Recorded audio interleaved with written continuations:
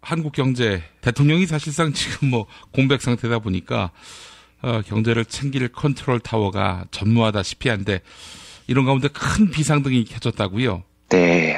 제가 이게 이제 일요일에 나왔던 뉴스인데요. 예. 사실은 굉장히 충격을 많이 받았어요. 이 뉴스를 보고. 그래서 어제 제가 소개를 못 드렸던 건 이걸 하루 정도 좀 생각을 해보고 싶더라고요. 어떻게 해서든지 좀 해석을 좀 잘해보고 싶었는데, 하루 종일 생각을 더 해봐도 이 뉴스는 한국 경제가 정말 위험하다는 신호 외에 다른 걸 발견할 수가 없었습니다. 상당히 슬픈 시그널입니다.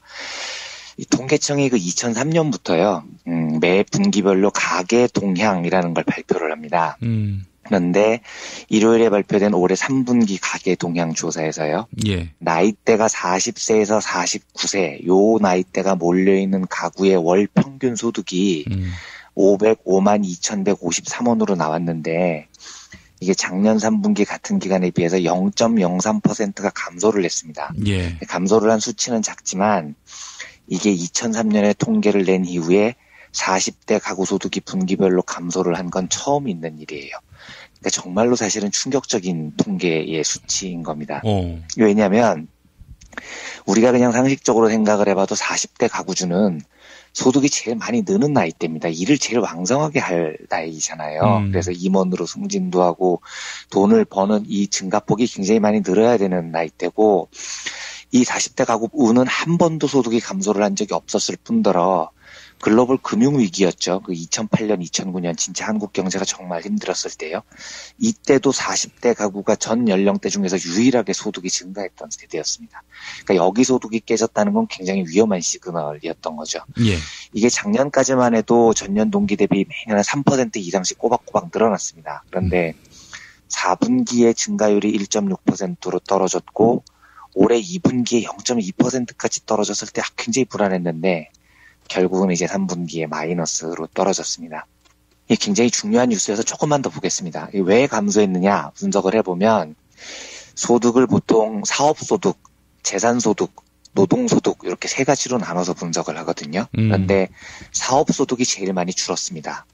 40대 가구의 사업소득이 지난해 같은 기간보다 6만 2천 원이 줄었대요. 이게 5.9%가 준 거랍니다. 예. 그래서 월 평균이 97만 8천 원이라는 건데, 사실 97만 8천 원이라는 수치도 황당하죠. 이게 사업소득이라는 게 자영업자들 소득인데, 예. 한국 자영업자들의 월 평균 소득이 작년에는 103만 원 정도 했던 게 이제는 이게 97만 8천 원이 됐다는 거니까요. 우리 자영업자들이 얼마나 지금 비참하게 사는지를 알 수 있습니다.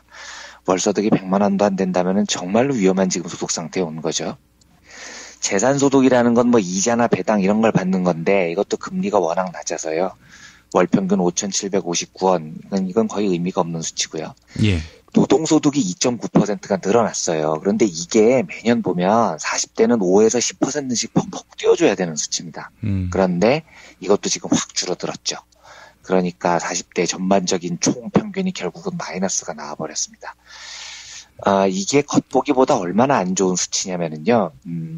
40대라는 나이는 지금 당장 경제에서도 소비에 가장 중요한 계층이지만, 인구 경제학으로 볼 때 미래 경제에 굉장히 중요한 동력을 잃어버리는 겁니다. 제가 과거에 한번 잃어버린 일본의 20년에 대해서 말씀을 드린 적이 있었는데, 그때 뭐 일본의 잃어버린 20년이 1990년에 엔화 강세로 시작이 돼서 20년 동안 빌빌 기어서 이렇게 일본 경제가 침체됐다.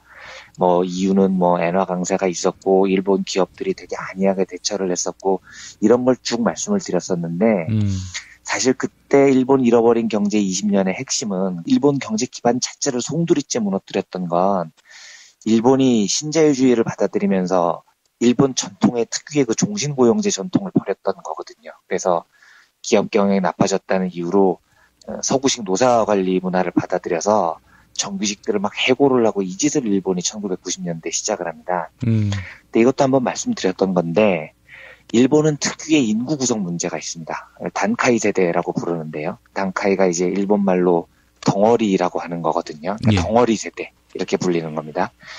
이분들이 이제 전쟁 직후에 태어났던 분들이에요. 1947년에서 49년. 일본의 베이비붐 세대입니다. 인구가 무지하게 많습니다. 그런데 이분들이 1990년대 들어서 40대 중반이 됐습니다. 굉장히 소비를 왕성하게 해야 소비를 떠받칠 수 있는 세대들인데 이 40대 단카이 세대가 일본 역사상 처음으로 해고를 경험을 해본 겁니다. 그리고 비정규직으로 또 몰리고요. 그러니까 이 단카이 세대가 소비를 줄이고 나라 소비가 착살이 난 걸 떠나서 문제는 뭐냐면 이 단카이 세대들이 지금이 70대가 됐는데 70대 때도 돈을 안 써요. 그러니까 거의 지금 한 20년 넘게 일본 경제의 발목을 잡는 세대가 돼버린 겁니다. 그런데 이 통계가 왜 위험하냐면 지금 한국의 40대가 소득이 감소했다는 게 인구 구성상 볼 때 지금 40대가 1990년대 일본 단카이 세대하고 되게 비슷하거든요. 예. 그러니까 제가 지금 71년생인데 이게 우리나라에서 인구가 제일 많은 세대예요. 90만 명에 육박합니다. 그런데 지금 이 40대 소득이 감소하기 시작했다는 겁니다. 그러면 일본하고 비슷한 꼴이 나는 거죠. 지금 당장 경기도 어려워지겠지만 숫자가 이렇게 많은 세대가 점점 더 나이 들수록 소비를 더 줄일 거고요. 이러면 장기 경기 침체 원인이 될 가능성이 굉장히 높습니다. 지금 이 40대 소득이 통계사상 첫 감소인데요. 특히 제가 위험하게 보이는 건 일본 단카이 세대만 해도 일본이 종신고용제를 버리고 서양식 그 해고 문화를 받아들이면서 단카이 세대들이 소비를 줄이기 시작했다는 건데 지금 한국의 40대는 아직 쉬운 해고가 도입이 안 됐습니다. 그러니까 쉬운 해고가 도입도 되기 전부터 지금 이런 일이 벌어지고 있다는 게 더 위험합니다. 그러니까 지금 한국은 쉬운 해고를 하겠다고 협박만 하고 있는 상태잖아요. 그리고 공공기관의 그 성과연봉제도 일부만 도입이 된 상태고요.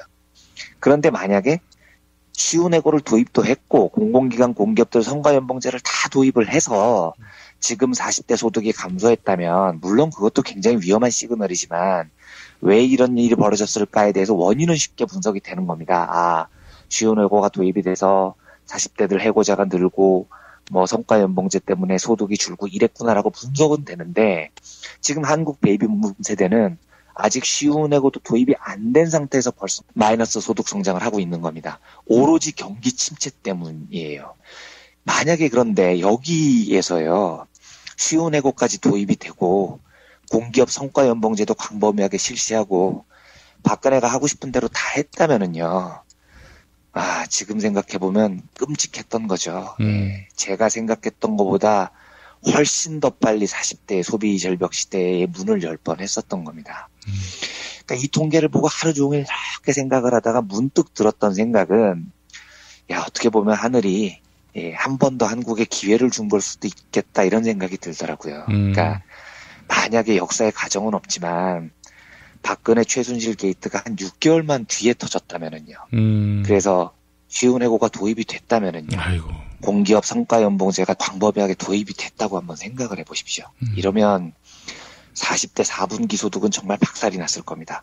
그리고 그걸 인구 구성 비율을 감안해 보면 한국 경제는 진짜 되돌아올 수 없는 강을 건널 뻔했어요.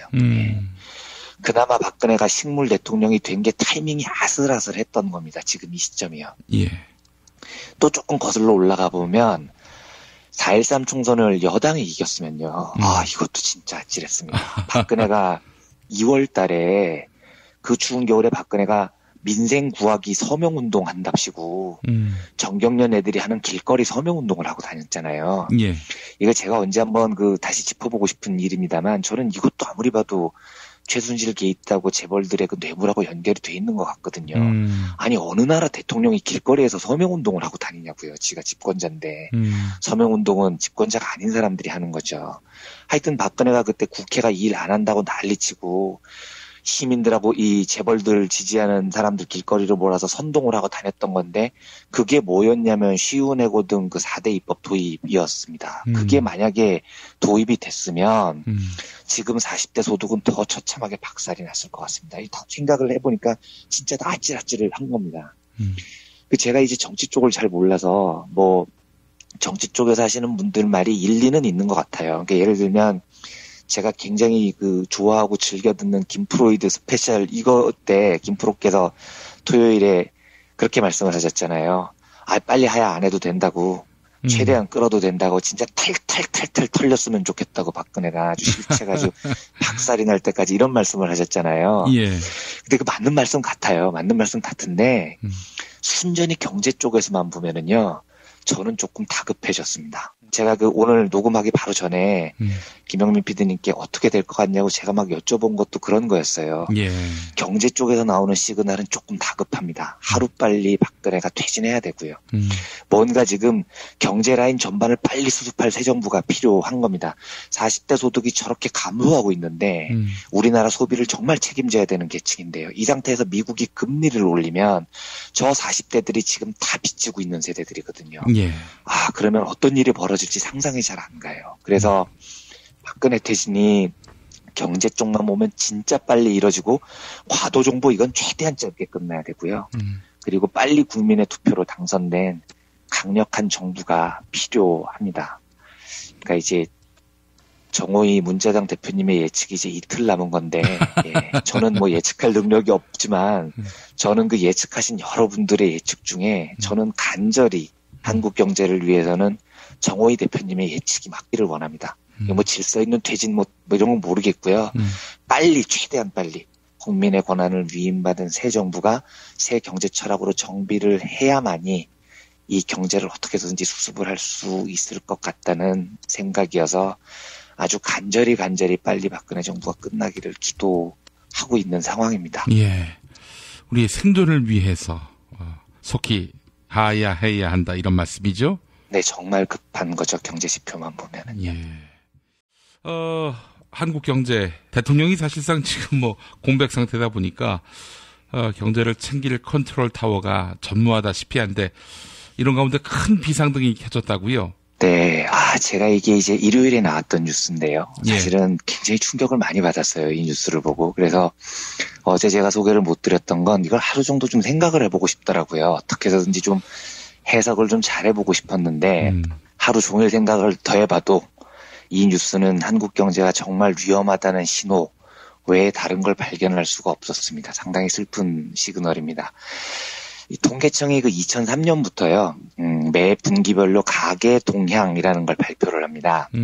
그런데 일요일에 발표된 올해 3분기 가계 동향 조사에서요, 나이대가 40세에서 49세, 요 나이대가 몰려있는 가구의 월 평균 소득이 505만 2,153원으로 나왔는데, 이게 작년 3분기 같은 기간에 비해서 0.03%가 감소를 했습니다. 감소를 한 수치는 작지만, 이게 2003년에 통계를 낸 이후에 40대 가구 소득이 분기별로 감소를 한 건 처음 있는 일이에요. 그러니까 정말로 사실은 충격적인 통계의 수치인 겁니다. 왜냐하면 우리가 그냥 상식적으로 생각을 해봐도 40대 가구주는 소득이 제일 많이 느는 나이대입니다. 일을 제일 왕성하게 할 나이잖아요. 그래서 임원으로 승진도 하고 돈을 버는 이 증가폭이 굉장히 많이 늘어야 되는 나이대고, 이 40대 가구는 한 번도 소득이 감소를 한 적이 없었을 뿐더러 글로벌 금융위기였죠. 2008년, 2009년 진짜 한국 경제가 정말 힘들었을 때요. 이때도 40대 가구가 전 연령대 중에서 유일하게 소득이 증가했던 세대였습니다. 그러니까 여기 소득이 깨졌다는 건 굉장히 위험한 시그널이었던 거죠. 이게 작년까지만 해도 전년 동기 대비 매년 3% 이상씩 꼬박꼬박 늘어났습니다. 그런데 4분기에 증가율이 1.6%로 떨어졌고 올해 2분기에 0.2%까지 떨어졌을 때 굉장히 불안했는데 결국은 이제 3분기에 마이너스로 떨어졌습니다. 이게 굉장히 중요한 뉴스여서 조금만 더 보겠습니다. 왜 감소했느냐 분석을 해보면 소득을 보통 사업소득, 재산소득, 노동소득 이렇게 세 가지로 나눠서 분석을 하거든요. 그런데 사업소득이 제일 많이 줄었습니다. 40대 가구의 사업소득이 지난해 같은 기간보다 6만 2천 원이 줄었대요. 이게 5.9%가 준 거랍니다. 그래서 월 평균이 97만 8천 원이라는 건데 사실 97만 8천 원이라는 수치도 황당하죠. 이게 사업소득이라는 게 자영업자들 소득인데 한국 자영업자들의 월 평균 소득이 작년에는 103만 원 정도 했던 게 이제는 이게 97만 8천 원이 됐다는 거니까요. 우리 자영업자들이 얼마나 지금 비참하게 사는지를 알 수 있습니다. 월소득이 100만 원도 안 된다면 정말로 위험한 지금 소득 상태에 온 거죠. 재산소득이라는 건 뭐 이자나 배당 이런 걸 받는 건데 이것도 금리가 워낙 낮아서요. 월 평균 5,759원. 이건 거의 의미가 없는 수치고요. 노동소득이 2.9%가 늘어났어요. 그런데 이게 매년 보면 40대는 5에서 10%씩 퍽퍽 띄워줘야 되는 수치입니다. 그런데 이것도 지금 확 줄어들었죠. 그러니까 40대 전반적인 총 평균이 결국은 마이너스가 나와버렸습니다. 이게 겉보기보다 얼마나 안 좋은 수치냐면은요, 40대라는 나이는 지금 당장 경제에서도 소비의 가장 중요한 계층이지만 인구 경제학으로 볼 때 미래 경제에 굉장히 중요한 동력을 잃어버리는 겁니다. 제가